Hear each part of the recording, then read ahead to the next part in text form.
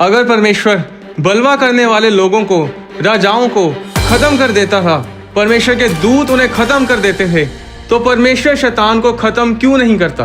कलूसियों अध्याय 1 उसकी 16 में लिखा है, क्योंकि उसी में सारी वस्तुओं की सृष्टि हुई, स्वर्ग की हो अथवा पृथ्वी की, देखी या अनदेखी, क्या सिंहासन, क्या प्रभुताएं, क्या प्रधानताएं, क्या अधिकार, सारी वस्तुएं उसी के द्वारा और उसी के लिए सृजी गई हैं। परमेश्वर ने आत्मिक दुनिया इंसान के बनाने से कहीं पहले बना दी थी। आदि में जब परमेश्वर ने स्वर्गों और पृथ्वी की सृष्टि की, तो उस समय स्वर्गदूत भी वहां मौजूद थे।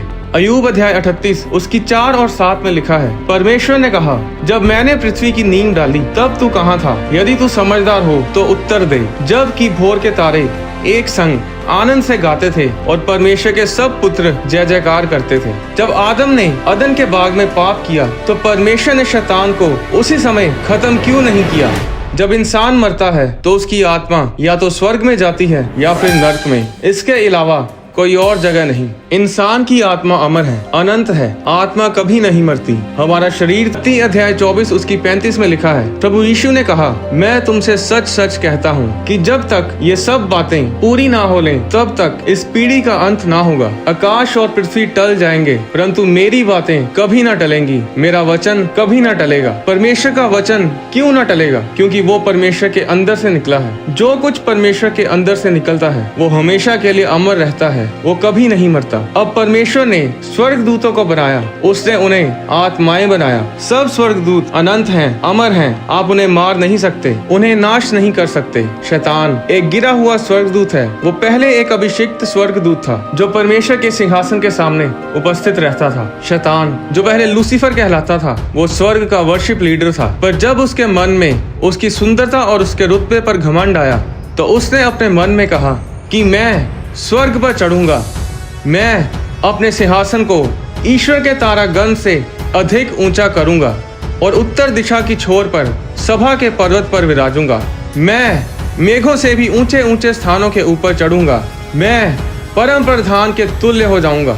जब शैतान के अंदर मैं आ गई, जब वह घमंडी हो गया, तब वह स्वर्ग से धरती पर गिरा दिया गया और तब एक अभिषिक्त दूत कहलाने वाला शैतान बन बैठा। सिर्फ घमंड के कारण उसे स्वर्ग से निकाल दिया गया। नीति वचन अध्याय 16 उसकी 5 पे लिखा है, सब मन के घमंडियों से यहोवा घृणा करता है, ऐसे लोग निर्दोष ना ठहरेंगे। नीति वचन 16 उसकी 18 में लिखा है, विनाश से पहले गर्व और ठोकर खाने से पहले घमंड आता है। अगर आप घमंडी हैं तो आपका भी शैतान की तरह विनाश होगा, पर अगर आप नम्र हैं तो परमेश्वर आपको ऊंचा करेगा। नीति वचन अध्याय 18 उसकी 12 में लिखा है, नाश होने से पहले मनुष्य के मन में घमंड और महिमा पाने से पहले नम्रता होती है। नीति वचन अध्याय 11 उसकी 2 में लिखा है, जब घमंड आता है तब अपमान आता है, पर जब नम्रता आती है तब बुद्धि आती है। याकूब अध्याय 4 उसकी 10 में लिखा है, प्रभु के सामने नम्र बनो तो वह तुम्हें ऊंचा करेगा। क्योंकि शैतान पहले एक अभिषिक्त स्वर्गदूत था जो कि परमेश्वर के द्वारा जन्मा था, इसलिए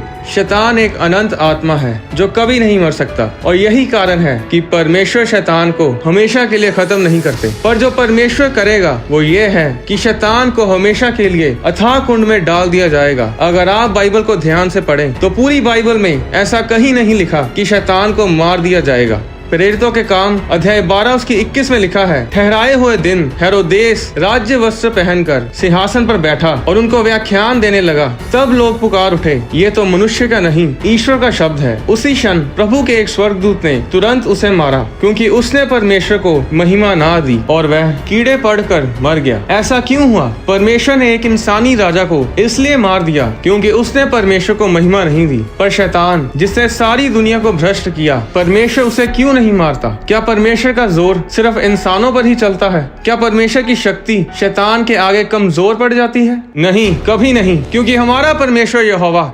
सर्वशक्तिमान, परम प्रधान और महाबुद्धिमान है। ऐसी कोई तोप नहीं बनी, ऐसा कोई हथियार नहीं बना जो हमारे परमेश्वर के आगे टिक पाए। वो हमेशा से सर्वशक्तिमान था, सर्वशक्तिमान है और सर्वशक्तिमान रहेगा। ना स्वर्ग में, ना धरती पर और ना धरती के नीचे ऐसी कोई चीज नहीं जो परमेश्वर के आगे घुटना ना टेकेगी। वो राजा मार दिया गया क्योंकि वो शरीर में था, उसकी आत्मा नहीं मरी क्योंकि उसकी आत्मा अमर है, पर वो नर्क में गई। परमेश्वर ने जब आदम को बनाया तो उत्पत्ति अध्याय 2 की 7 में लिखा है, तब यहोवा परमेश्वर ने आदम को भूमि की मिट्टी से रचा और उसके नथनों में जीवन का श्वास फूंक दिया और आदम जीवित प्राणी बन गया। श्वास का इब्रानी शब्द है रूआह, जिसका मतलब है हवा, आत्मा और श्वास। 1 थिस्सलुनीकियों अध्याय 5 उसकी 23 के अनुसार है। यशायाह अध्याय 55 उसकी 11 में लिखा है, उसी प्रकार से मेरा वचन भी होगा, जो मेरे मुख से निकलता है वह व्यर्थ ठहर कर मेरे पास ना लौटेगा, परंतु जो मेरी इच्छा है उसे वह पूरा करेगा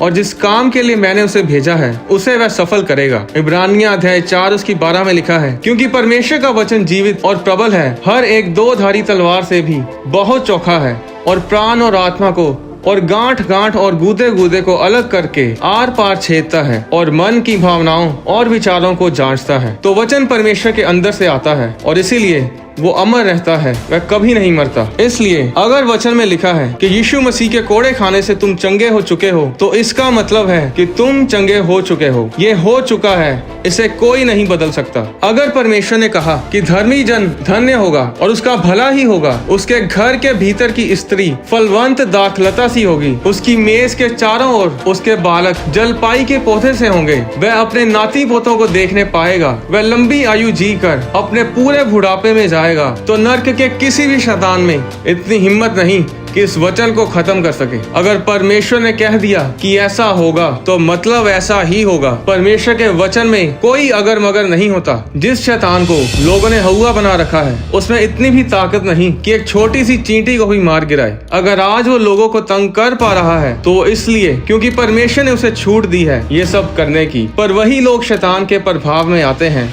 जो परमेश्वर की हजूरी से बाहर हैं। आज लोग प्रभु यीशु की तस्वीरों को शैतान के साथ पंजा लड़ाते दिखाते हैं। ये सब बकवास है। बाइबल में लिखा है लूका 10 उसकी 18 में कि यीशु ने कहा, मैं शैतान को बिजली के समान स्वर्ग से गिरा हुआ देख रहा था। जरा सोचिए कि यीशु मसीह बैठे देख रहे थे, बस दूतों ने उसे स्वर्ग से धरती पे गिराया। प्रकाशित वाक्य अध्याय 20 उसकी 1 में लिखा है कि फिर मैंने एक स्वर्गदूत को स्वर्ग से उतरते देखा, जिसके हाथ में अथाह कुंड की चाबी और एक बड़ी जंजीर थी। उसने उस अजगर अर्थात पुराने सांप को, जो इबलीस और शैतान है, पकड़ के 1000 वर्ष के लिए बांध दिया और उसे अथाह कुंड में डालकर बंद कर दिया और उस पर मोहर लगा दी कि वह 1000 वर्ष के पूरे होने तक जाति जाति के लोगों को फिर ना भरमाए।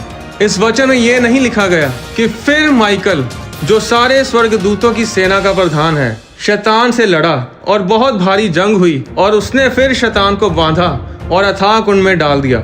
ऐसा नहीं लिखा गया। इस वचन में लिखा है कि एक स्वर्गदूत, सिर्फ एक साधारण स्वर्गदूत, उस शैतान को, जो पुराना सांप है, जो इबलीस है, उसे पकड़ के 1000 वर्ष के लिए अथाह कुंड में बंद कर देगा। आज लोग शैतान से इसलिए डरते हैं क्योंकि परमेश्वर के साथ उनका कोई संबंध नहीं है। अब शैतान मर नहीं सकता, इसका मतलब ये नहीं कि आपको शैतान से डरना चाहिए। लूका अध्याय 10 उसकी 19 में लिखा है, देखो मैंने तुम्हें सांपों और बिच्छों को रोनने का और शैतान की सारी सामर्थ्य पर अधिकार दिया है और किसी वस्तु से तुम्हें कुछ हानि ना होगी। अगर परमेश्वर ने कहा कि मेरे विश्वास करने वालों में ये चिन्ह होंगे कि वे मेरे नाम से दुष्ट आत्माओं को निकालेंगे, नई नई भाषा बोलेंगे, सांपों को उठा लेंगे और यदि वे प्राण नाशक वस्तु पी भी जाएं तो भी उनकी कुछ हानि ना होगी, वे बीमारों पर हाथ रखेंगे और वे चंगे हो जाएंगे। अगर परमेश्वर ने ये कहा है तो ऐसा ही होगा। पर सवाल ये है कि क्या आप एक विश्वासी हैं?